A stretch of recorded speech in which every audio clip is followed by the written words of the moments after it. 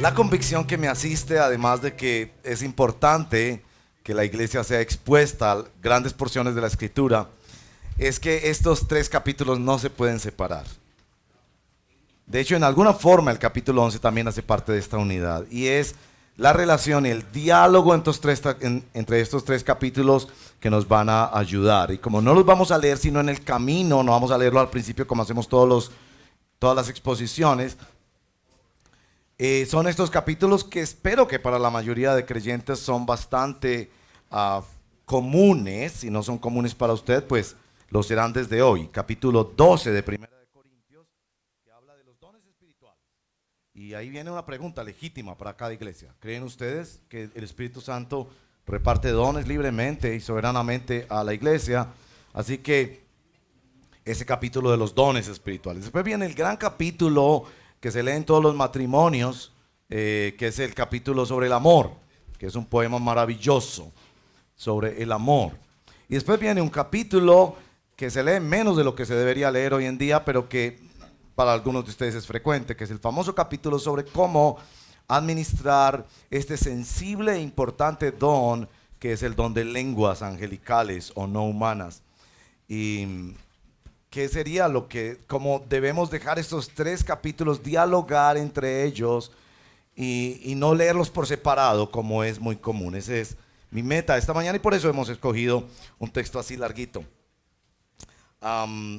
Para simplificarlo o para facilitarlo mejor, les estoy dando la hoja y estoy dando un lapicito, porque vean que puse caritas felices y bombillitos, y entonces esto va a parecer más como una clase, supongo yo.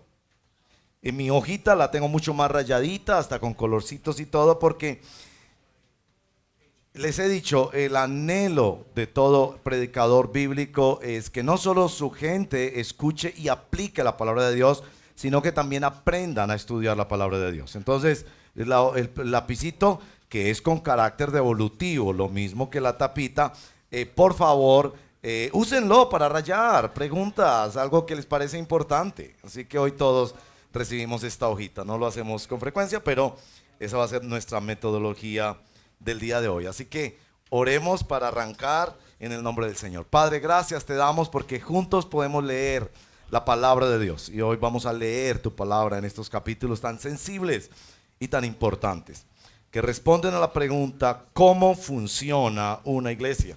Dentro de nuestra serie de la iglesia, que es la serie en la que estamos. Bendíganos por favor, Señor. Ayuda a este siervo a que pueda hacerlo bien, a que se mantenga dentro del tiempo, a que pueda llevar la palabra que tú has puesto en el corazón, y que tu Espíritu Santo, como muestran estos capítulos precisamente, nos sorprendas de manera especial. Te lo pedimos al entender la grandeza de la vida de la iglesia que tú quieres para ella, y cómo la iglesia de nuestro Señor Jesucristo en su expresión local representa y presenta a Jesucristo ante esta ciudad. Te lo pedimos, Padre, en el nombre de nuestro Señor Jesucristo. Bueno, capítulo 12, voy a ir leyendo mientras vamos.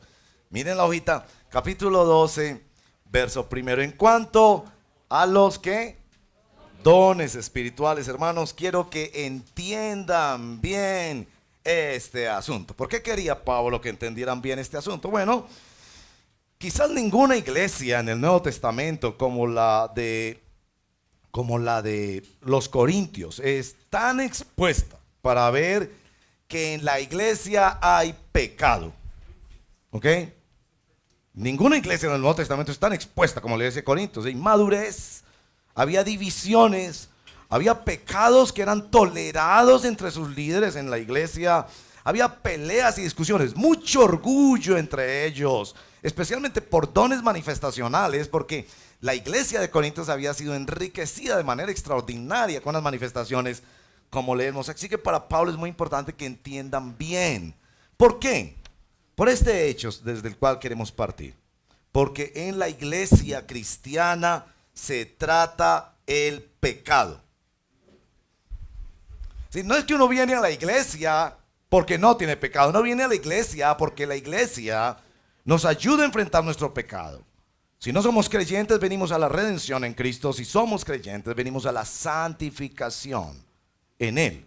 ¿Sí? La iglesia es el lugar donde tratamos el pecado, colectivo e individual. Nunca piense, ay, como yo tengo un pecado, entonces no voy a la iglesia. No, no, la iglesia no es un museo de gente que no tiene problemas. Es un lugar donde estamos hombres y mujeres que la hemos embarrado de muchas formas y Dios trata con nosotros, nos disciplina, nos lleva a crecer, nos lleva a tener y a conocer la victoria de Cristo. Y en particular, el tema de hoy es el lugar donde ocurren los problemas de la iglesia, cómo funciona una iglesia. Y por eso Pablo insiste, al comenzar estos 3 capítulos, quiero que entiendan muy bien este asunto. Ahora, en la introducción, Pablo hace algo maravilloso que para la teología cristiana es una presentación de cómo dependemos nosotros de la unidad trinitaria. Verso 2, ustedes saben que cuando eran paganos se dejaban arrastrar hacia los ídolos mudos. Muy importante porque él va a enfatizar los dones de hablar. Y está mostrando que una de las manifestaciones del Espíritu Santo es que cambia nuestra forma de hablar. No solo para evangelizar y compartir de Dios, sino nuestra forma de hablar. Cómo tratamos la esposa, los hijos, cómo honramos a Dios, cómo empezamos a desechar la maledicencia. Tan triste es ver cristianos que se permiten el uso de obscenidades. Así que el cambio en la forma de hablar. Por eso les advierto que nadie que esté hablando por el Espíritu de Dios puede maldecir a Jesús. Ni nadie puede decir Jesús es el Señor, sino por el Espíritu Santo. Esa expresión, Jesús es el Señor, es el gran resumen de la declaración de fe del Nuevo Testamento. Si usted quiere resumir la fe cristiana es Jesús es el Señor. Y él está diciendo aquí, ¿quieres saber un cristiano? Porque dice Jesús es Señor. Ahora, no es sencillamente decir Jesús es el Señor, es cuando dices Jesús es el Señor. Para los creyentes de esta época, decir Jesús era el Señor o es el Señor, para esa época, algunos venían de trasfondo judío, es decir, Jesús es el Mesías crucificado. Y por eso se ganaba mucha persecución. Para los griegos, que venían de trasfondo griego, era desechar toda la mitología griega y decir, esos son falsedades, hay un solo Dios que se manifestó en Jesús, que es el Señor. Para los que venían de trasfondo romano, era negarse a la adoración imperial del César. Así que decir Jesús el Señor es como cuando usted está en un partido de fútbol, una vez me tocó. Y usted está rodeado de hinchas de un equipo que no es el suyo. No voy a mencionar nombres, ¿ok? No voy a mencionar nombres. Usted está rodeado de gente de otro equipo, en esas barras bravas donde, Dios mío, están volando con otras cosas allí, están maldiciendo, diciendo obscenidades. Y su equipo hace un gol. Y usted se levanta y grita gol cuando todos los demás están enfurecidos porque les hicieron un gol. Es más o menos lo que quiere decir. Que un cristiano solo tiene la valentía en contextos difíciles de decir, Jesús es mi Señor, mi voluntad se la he entregado a Jesús de Nazaret. Algunos creen que esto se refería particularmente al bautismo. Cuando venimos ante la creación visible e invisible y decimos, mi vida le pertenece a Cristo, Él la compró con sangre, no viviré para mí, viviré para Él. Por eso el bautismo es tan importante. Y en el Nuevo Testamento, el bautismo es la declaración principal de fe. La gente en el Nuevo Testamento no se convertía levantando la manito o sintiendo cosquillitas en un culto de alabanza. Se convertían y se entregaban a Cristo en el momento de su bautismo. Si no te has bautizado y eres seguidor de Jesucristo, te exhorto en el nombre del Señor, bautízate. Ahora, esto es la confesión de fe, pero Pablo, recuerden, quiere tratarlo de los dones del Espíritu. Y viene este texto del 4 al 6. Miren las repeticiones. Ahora bien, hay diversos dones, pero un mismo Espíritu. Hay diversas maneras de servir, pero un mismo Señor. Hay diversas funciones, pero un mismo Dios, el que hace todas las cosas. Algunos ven allí una confesión trinitaria. El Espíritu, el Hijo, el Padre. El mismo Dios es el único que guarda la unidad de la iglesia. ¿Por qué? Porque se repite la palabra diversos, diversos, diversos. Y ese era el problema que había en Corintio. Cada uno, dice el verso 7, había recibido una manifestación especial del Espíritu. Ahora nos va a aclarar, como digamos la teología que Pablo quiere presentar de los dones, es que los dones vienen al final del verso 7, yo los subrayé, para el bien de los demás. Esto es esencial. Si quieres entender la teología bíblica de los dones del Espíritu, es que son para otros por la unidad que nos da el Espíritu. Y viene verso 8 en adelante, una descripción de los dones maravillosos que recibió esta iglesia. A propósito, cada texto del Nuevo Testamento que hace una lista, por ejemplo Efesios 4, Romanos 12, asimismo 1 Corintios 12, hace una lista que es específica para una iglesia.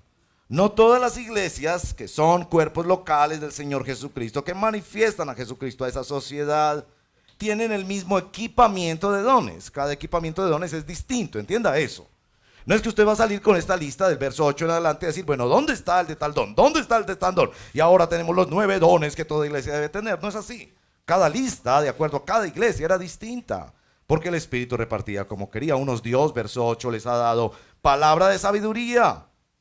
A otros, por el mismo Espíritu, palabra de conocimiento, verso 9. A otros fe, por medio del mismo Espíritu. A otros, por el mismo Espíritu, dones para sanar enfermos. Y noten la intención de Pablo decir, por el Espíritu, por el Espíritu. Esos dones no te pertenecen a ti, le pertenecen al cuerpo de Cristo y son para el bien de los demás. Verso 10, a otros poderes milagrosos, profecía, discernir espíritus, hablar diversas lenguas, a otros interpretar esas lenguas. Verso 11.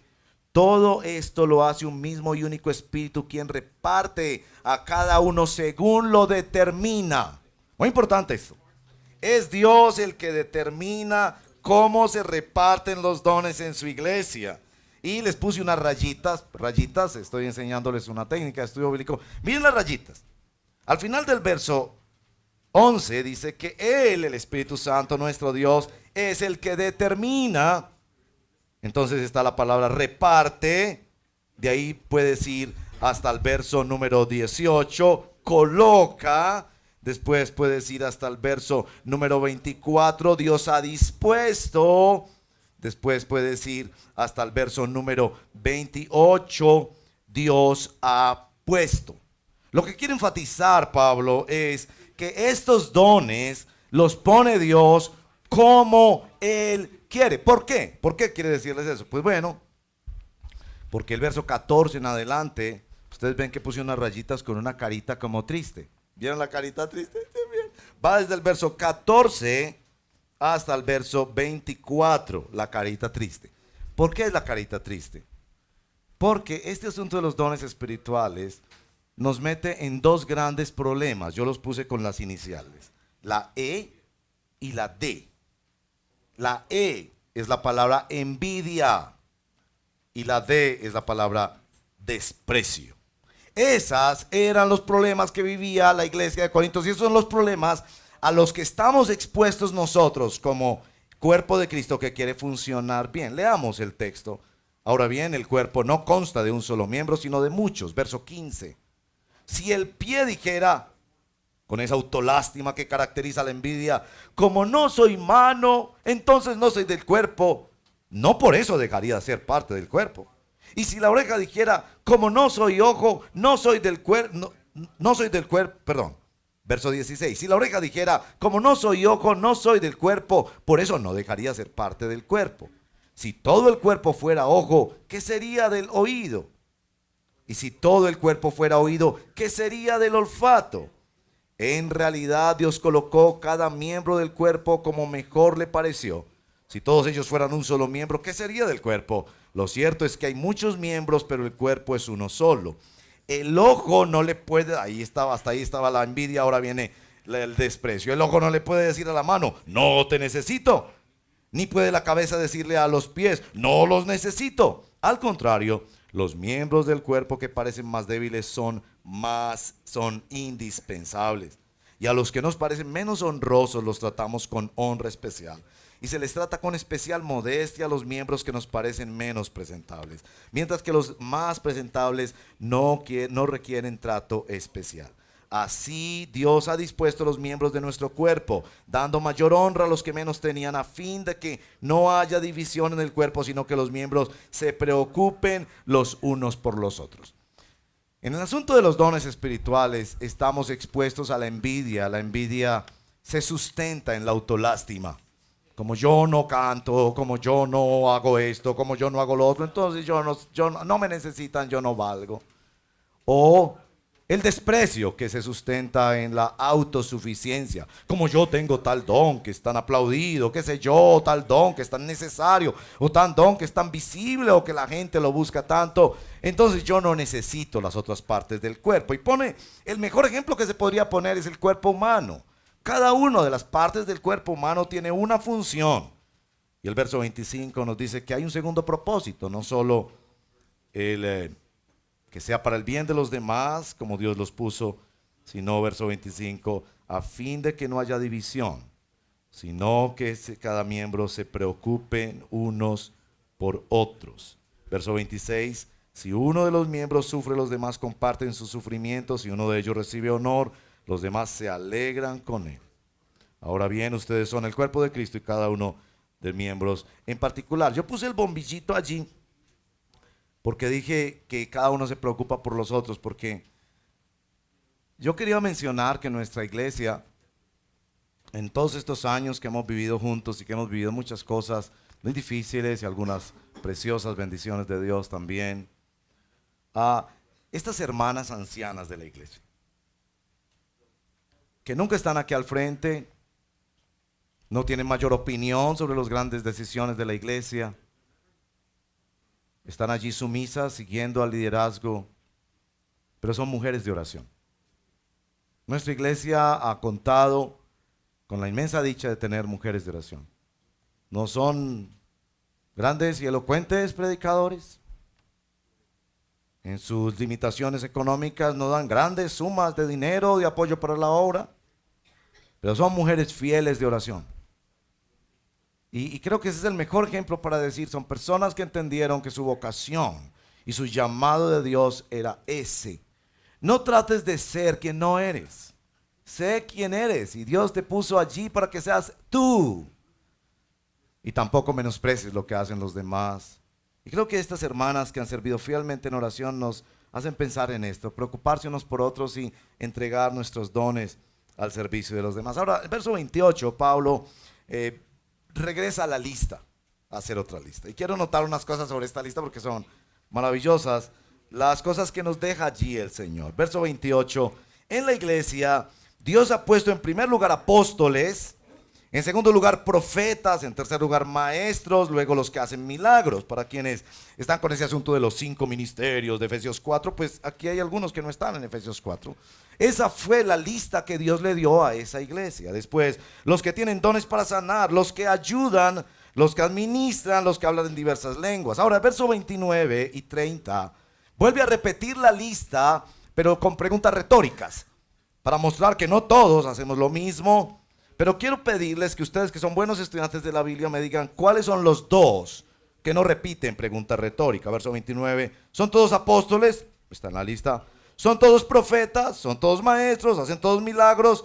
¿Tienen todos dones de sanar enfermos? ¿Hablan todos lenguas? ¿Acaso interpretan todos? ¿Me dicen cuáles son los que no aparecen en el verso 28? Sí, en el verso 28 hay dos que no aparecen en el verso 29 y 30. Los que ayudan y los que administran. Ahora, hay preguntas sobre eso. ¿Por qué Pablo no pone en pregunta retórica? Todos ayudan, todos administran. Varias respuestas podrían darse. La primera es porque quizás administrar y ayudar es un don que todos podríamos tener y que todos podríamos ejercer dentro de la iglesia. Es una buena razón. Yo me inclino más a pensar que la razón por la que Pablo en el verso 30 no repite en pregunta retórica el don de ayudar y administrar, es porque en la iglesia de Corintios estos no eran los grandes dones que todos buscaban, mientras que son tremendamente necesarios. En el verso 31, Pablo toca el corazón del problema, y el corazón del problema es la ambición. Ustedes por su parte, les dice, ambicionen los mejores dones. Y van a ver que Pablo les estimula a que ambicionen los dones, a que cada uno reconozca que tiene una función en el cuerpo de Cristo y ambicione ejercer ese don dentro de la iglesia. La palabra original no es ambición, sino celo. Un deseo profundo, incontenible de que yo pueda servir en mi iglesia. Y Pablo les dice, ambicionen, pero ambicionen los mejores. Y para entender cuáles son los mejores dones, les va a decir, hay un camino, final del verso 31, más excelente. Ahora el resumen del primer capítulo es, los dones, Dios los da a la iglesia a personas que son dones para bien de otros, sometidos a la voluntad de Dios, como Dios los reparte, pero que necesitan ser encaminados en el amor. Así termina el capítulo 12. Yo les voy a mostrar un camino más excelente porque nos va a mostrar los dones sin amor son un desastre. Capítulo 13, el famoso poema que se lee en todos los matrimonios. Si hablo lenguas humanas y angélicas, ahí hay dos cosas, pero no tengo amor, no soy más que un metal que resuena, un platillo que hace ruido. Menciona el tema de lenguajes, lenguas humanas, son idiomas, como los hermanos aquí que nos hablan en lengua de señas, los hermanos que nos hablan en inglés, o también idiomas angelicales. En el capítulo 14 entraremos al tema, que el Señor nos ayude con el tiempo, porque yo sé que están esperando a ver qué pensamos sobre eso. Muy bien. Verso 2, si tengo el don de profecía y entiendo los misterios y poseo todo conocimiento, y si tengo una fe, profecía y fe, dones de manifestación de palabras especiales de Dios para momentos especiales. Pero si me falta amor, termina el verso 2, no soy nada. Si reparto, verso 3, entre los pobres todo lo que poseo y entrego mi cuerpo para que lo consuman las llamas, pero otra vez, ¿se dan cuenta de la estructura? Si tengo esto, pero no tengo amor. La primera observación que yo quiero hacer es que el capítulo 13 de 1 de Corintios no ordena amar. No sé si han notado eso en la lectura. En ningún de los versos del capítulo 13 dice, y tú debes amar así. No dice eso. Dice, ¿lo tienes o no lo tienes? Ese es el punto. Y evidentemente se refiere al amor de Dios en tu vida, porque el Evangelio te dice que Dios no te está llamando a que intentes amarlo a Él o a tu prójimo en tus propias fuerzas. Dios te está llamando a que reconozcas que el amor que tú necesitas para tu familia, aún para ti mismo y sobre todo para Dios, es un amor que nosotros no podemos dar. Nuestro amor es absolutamente corrupto, egocéntrico.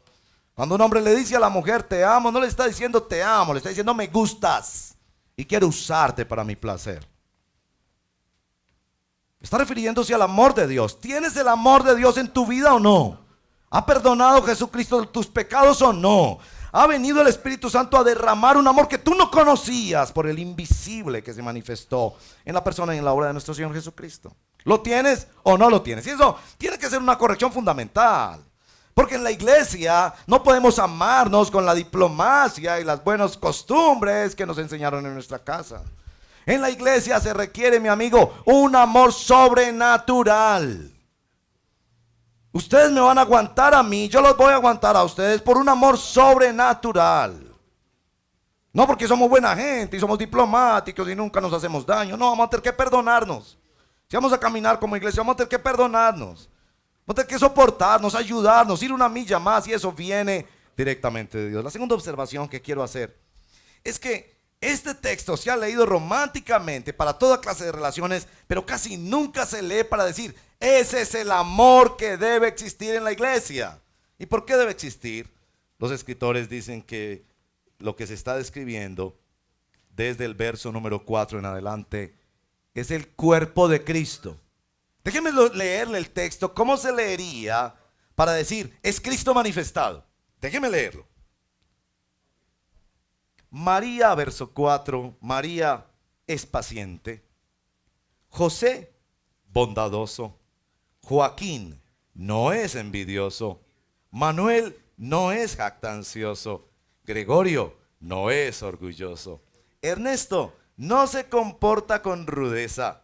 Teresa no es egoísta. Marta no se enoja fácilmente. Eulolia no guarda rencor. Roberto no se deleita en la maldad, sino que se regocija con la verdad.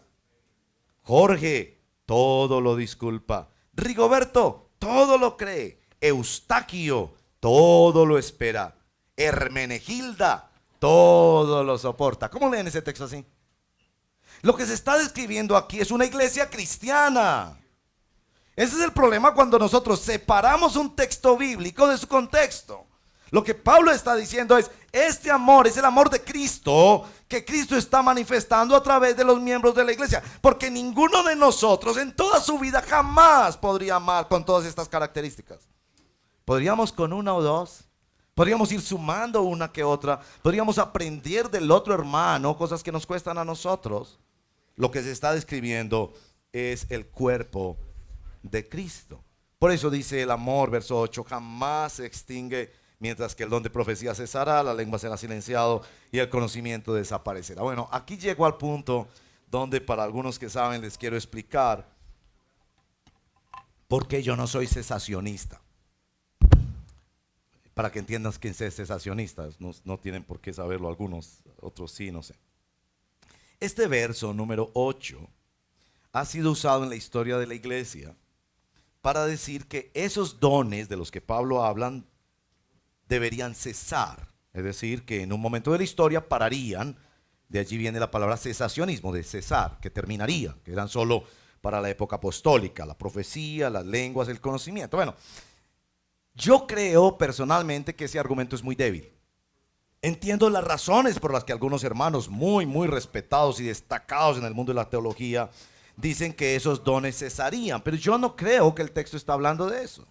No lo creo por lo que sigue en el texto, no lo creo por el gran argumento del capítulo 14, no lo creo porque no fue así en el Nuevo Testamento, y particularmente porque creo que no se refiere al día que terminó de escribirse el Nuevo Testamento o que murió el último de los apóstoles, como dicen los cesacionistas, sino que se refiere al día final que nosotros vamos a estar con Cristo cuando seremos glorificados. Miren el verso 9, porque conocemos y profetizamos de manera imperfecta. Y lo haremos así hasta que llegue Jesús y nos lleve para siempre con Él. Verso 10.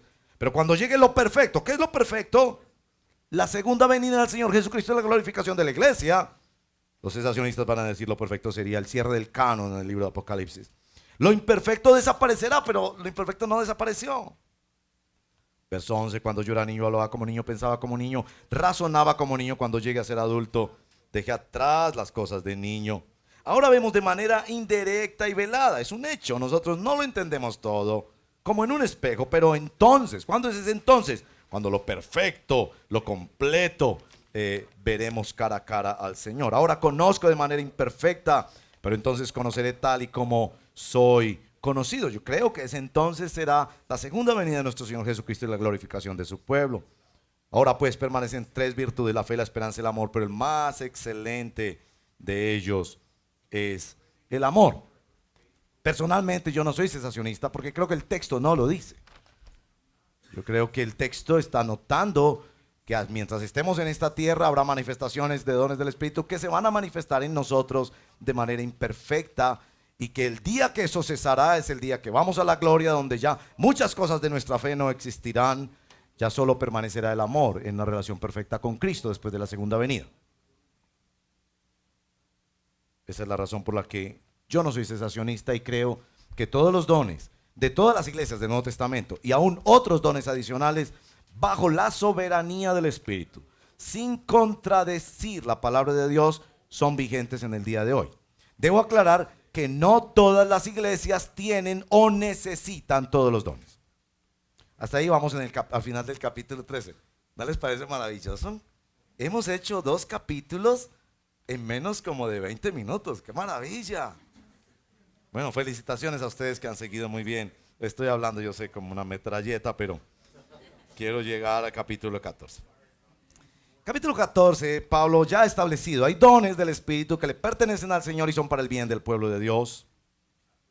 En el capítulo 13, él ha dicho que esto, si no camina en el amor, es un desastre. Que si los dones no caminan en el camino del amor de Jesucristo que hemos recibido, va a ser un desastre. En el capítulo 14, sin duda, mis amados, Pablo quiere animarlos a practicar los dones espirituales.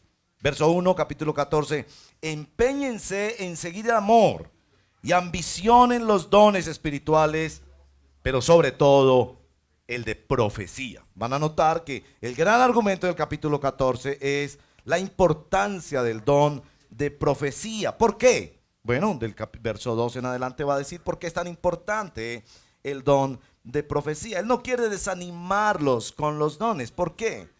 Porque Él quiere decirles, el propósito por el cual tú estás en este mundo es ejercer un don espiritual en la iglesia y desde la iglesia para manifestar al mundo la persona y el amor de nuestro Señor Jesucristo. No vivas sin propósito en este mundo. Así que los dones son muy importantes y Pablo no quiere desanimarlos en eso. Cada uno ha recibido un don o varios dones, debe ejercerlo. Y tal vez eso puede ser lo más revolucionario para tu vida al escuchar esta reflexión. No hay un solo cristiano que no tenga por lo menos un don espiritual.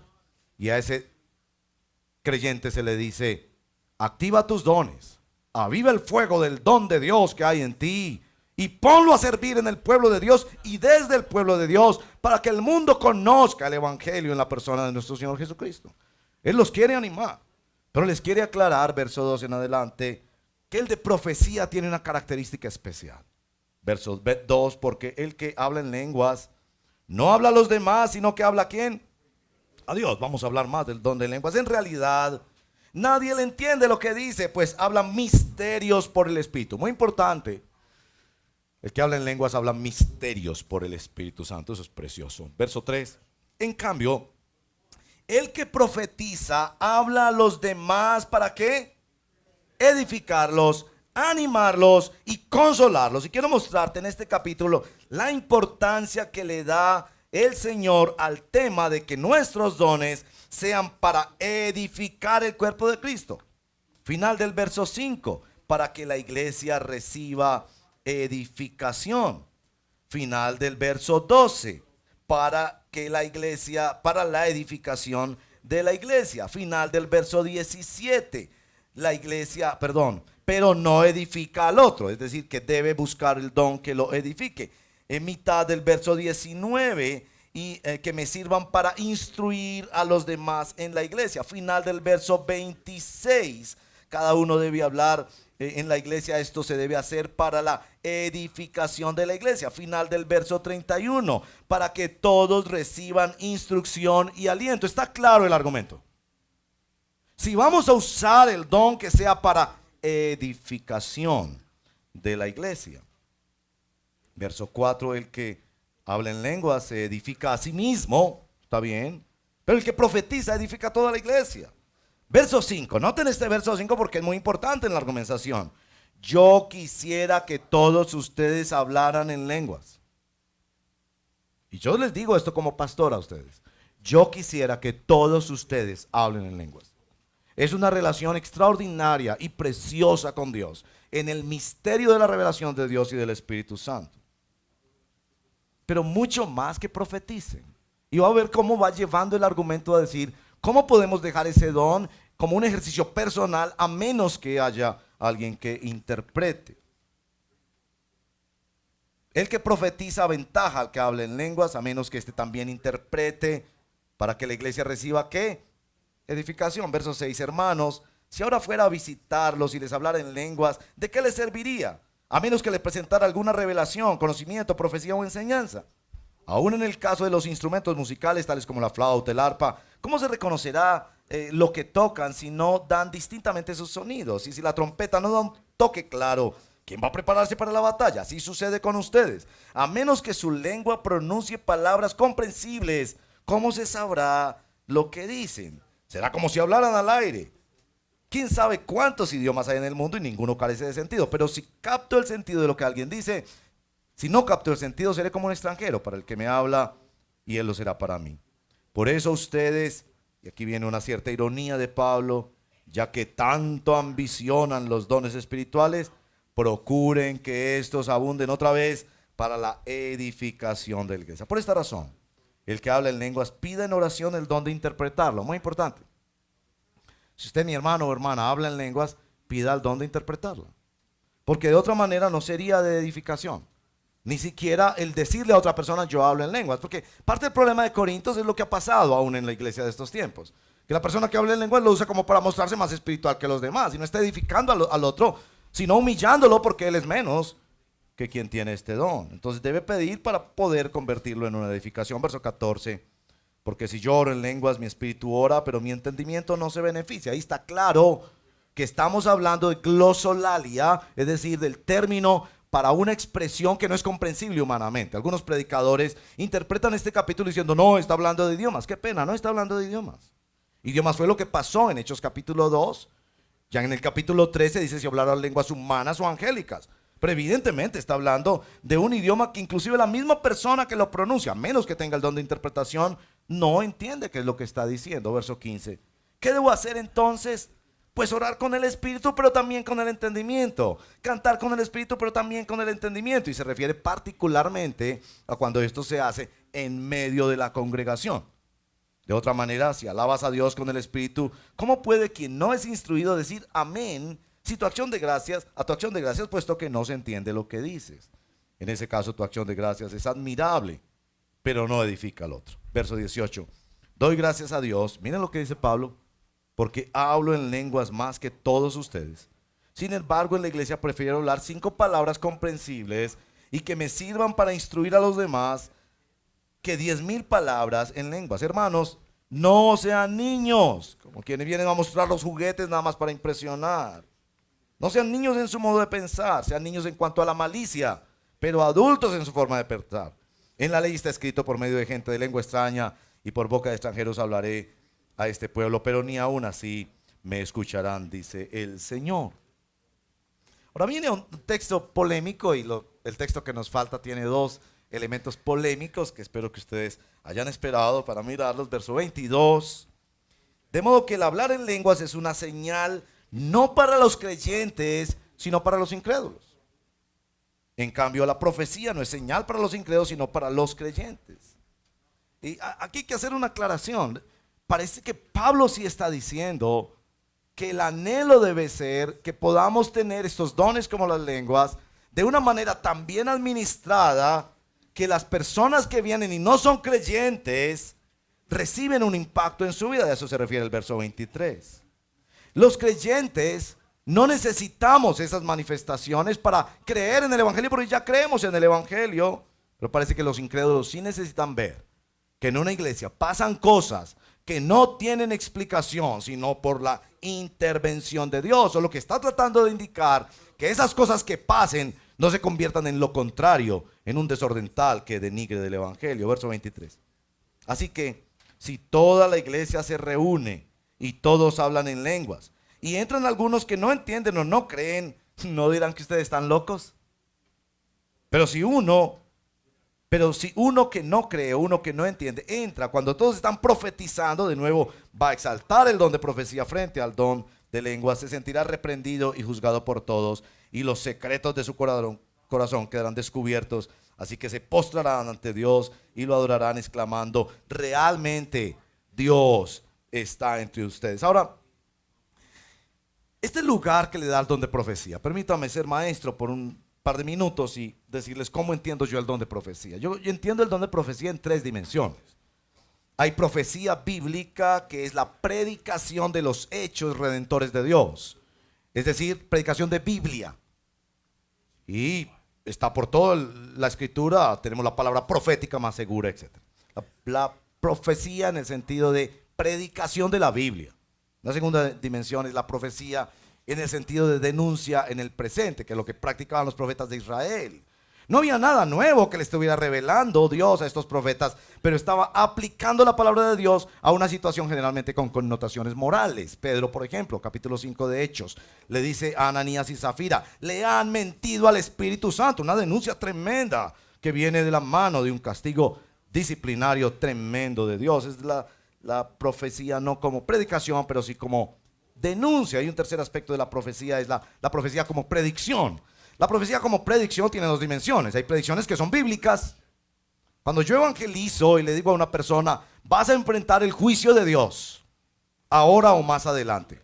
Estás bajo la ira de Dios y vas a enfrentar el juicio de Dios. Yo le estoy profetizando. Estoy diciendo una cosa que él va a enfrentar en el futuro. Créame o no, acépteme o no. Pero evidentemente en las escrituras también hay profecía como un don dado a los hermanos, en los que el Señor anticipa cosas que van a pasar. Siempre de manera imperfecta, porque el único que practicó los dones de manera perfecta en esta tierra fue nuestro Señor Jesucristo. Así que los profetas que dicen que Fulano va a ser presidente deben arrepentirse si eso no ocurre y decir: yo hablé tontamente porque comí la noche anterior frijoles y eso me afectó y salí diciendo algo que no lo decía yo, sino que no lo decía el Señor, sino que lo decía yo en mi ambición, en mi deseo, en mis opiniones políticas, etcétera, etcétera. Pero evidentemente sí ha habido en el pueblo de Dios hermanos y hermanas que tienen un discernimiento y una anticipación de hechos de la historia y nos pueden orientar casi siempre en grandes decisiones que la iglesia cristiana viene a dar sobre el envío de misioneros, la apertura de nuevas obras, etcétera. Sin duda que eso va a ser testimonio a los que no conocen a Cristo y cuánto anhelamos que cuando estamos reunidos nosotros, los que vienen y no son creyentes en el Señor, por nuestra conducta y nuestro testimonio, por nuestra forma de adorar a Cristo y de cantarnos las verdades de la fe, esas personas digan: realmente Dios está entre ustedes. Verso 26. ¿Qué concluimos, hermanos? Aquí vienen las conclusiones de Pablo: que cuando se reúnan cada uno puede tener un himno, una enseñanza, una revelación, un mensaje en lengua o una interpretación. Ahí está. Todo esto debe hacerse para la edificación de la iglesia. Y aquí viene el verso 27 que ustedes saben, yo tengo muchos amigos pentecostales, los amo, los respeto, aprendo muchísimo de ellos. Me permiten a veces predicar en sus iglesias. Tengo amigos y hermanos en la fe, preciosos siervos de Dios en iglesias pentecostales y carismáticas. Y yo generalmente les digo, un poco con broma, un poco por la confianza que les tengo: ustedes han borrado 1 Corintios 14, 27. Porque el texto es muy claro en decir, no es difícil de interpretar. Si se habla en lenguas, que hablen dos o cuando mucho tres, cada uno por turnos, y que alguien interprete. Verso 28. Si no hay intérprete, que guarden silencio en la iglesia y cada uno hable para sí mismo y para Dios. ¿Es justo o no? Es decir, que si a una persona se le va a hablar en lenguas, un momento. ¿Tienes quien interprete? No, es que el Espíritu me tomó. No. Si no tienes quien interprete, habla para ti mismo y para Dios. Y está bien que ejerzas ese don, pero para ti mismo y para Dios. Ahora viene el verso 29, porque también tiene palabra de orientación para los profetas. En cuanto a los profetas, que hablen dos o tres y que los demás que examinen. Primer criterio para el ejercicio de Dios, de los dones: la iglesia examina. Verso 31, si alguien está sentado, recibe una revelación, el que esté hablando ceda la palabra. Así que todos pueden profetizar por turno para que todos reciban instrucción y aliento. El don de profecía está bajo el control de los profetas, muy importante. Le está diciendo al profeta: no te dejes llevar por tus emociones. Tú eres responsable de lo que dices. Debes pensarlo, dejar que otros lo examinen. Porque Dios no es un Dios de desorden, sino de paz. Ahora aquí viene el texto que... ¿Vieron la carita que puse al lado? Carita triste, porque pensé, le iba a poner colitas para hacer como que fueran las mujeres. Yo creo que todas las mujeres deben estar preocupadas por este texto. Les prometo que en otra ocasión hablaré más de eso, pero voy a dar una observación rápida.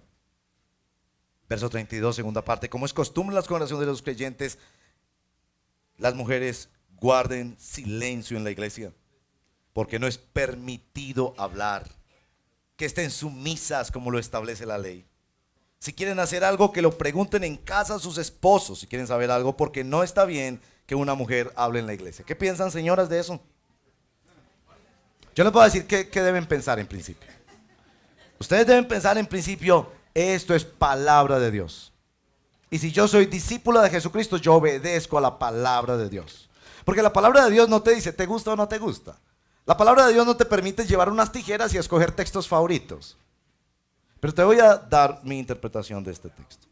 Este texto debe estudiarse a la luz de 1 Corintios 11, 5 y 10. Así que con el lapicito, ustedes, señoras, escriban 1 Corintios 11, 5 y 10. Porque en el 11, 5 y 10 es evidente que Pablo está autorizando el hecho de que mujeres oren y profeticen en la iglesia. Y un principio de hermenéutica, de interpretación bíblica, es que la Biblia se interpreta a sí misma. Es decir, Pablo pensaba que una mujer sí podía orar y predicar en la iglesia. Entonces, porque aquí dice que debe guardar silencio, que no debe hablar, que debe preguntarle en casa a su esposo. Muchos estudios sobre el tema, les voy a dar mi interpretación rápida. aparentemente lo que Pablo quiere cuidar es el orden. En primer lugar, el orden de la familia. Y no es que una mujer no podría hablar en la iglesia, sino que no puede hablar a menos que esté bajo la autoridad de su esposo, de su papá o del pastor de la congregación. Porque yo lo pongo al lado de 1 Corintios 11. Tan solo 2 capítulos atrás digo, pero si Pablo ha dicho que ellas pueden profetizar.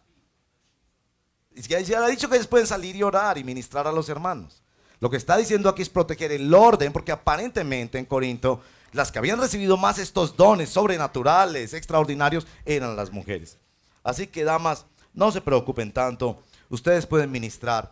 El único punto en el que yo creo, y esa es mi convicción, y lo podré explicar en otra ocasión, es que las mujeres pueden ministrar de cualquier manera en la iglesia, siempre y cuando estén bajo la cobertura de amor y de protección y de cuidado de un varón. Eso yo sé que ustedes pueden discutirlo también, pero es el orden de Dios, que los hombres son cabeza de la familia, que los hombres son cabezas en la iglesia. Así que una mujer puede predicar, aconsejar, enseñar lo que sea, pero siempre debo preguntar: ¿qué hombre está cuidándola? ¿Qué hombre la está aconsejando, guiando en el camino del Señor? Y eso no hace que la mujer sea más o sea menos. El mejor ejemplo que tengo para esto es el hecho de que un carro no puede ser manejado sino por una persona. Debe haber, para establecer un principio de autoridad, uno debe decir quién es la autoridad. No puede haber 2 gerentes o 2 choferes de un carro. Y a propósito de los carros, cuando mis hijos eran adolescentes, yo les manejaba el carro para llevarlos aquí y allá. Y usted puede pensar, el que lleva el carro es el que tiene el poder. Pues no era así, yo me convertí en el chofer de ellos. Es decir, yo tenía la autoridad de manejar el carro, era yo quien escogía la ruta, pero finalmente lo hacía para servirlos a ellos. Y ustedes, mujeres, por favor, véanlo así. Cuando la escritura les dice que deben estar bajo la sumisión a un varón, su esposo, su papá o el pastor principal de una congregación, es para tu bien. Y esos hombres en autoridad, porque el que manda debe ser como el que sirve, están allí precisamente para ayudarlas y orientarlas en los caminos del Señor. Muy bien.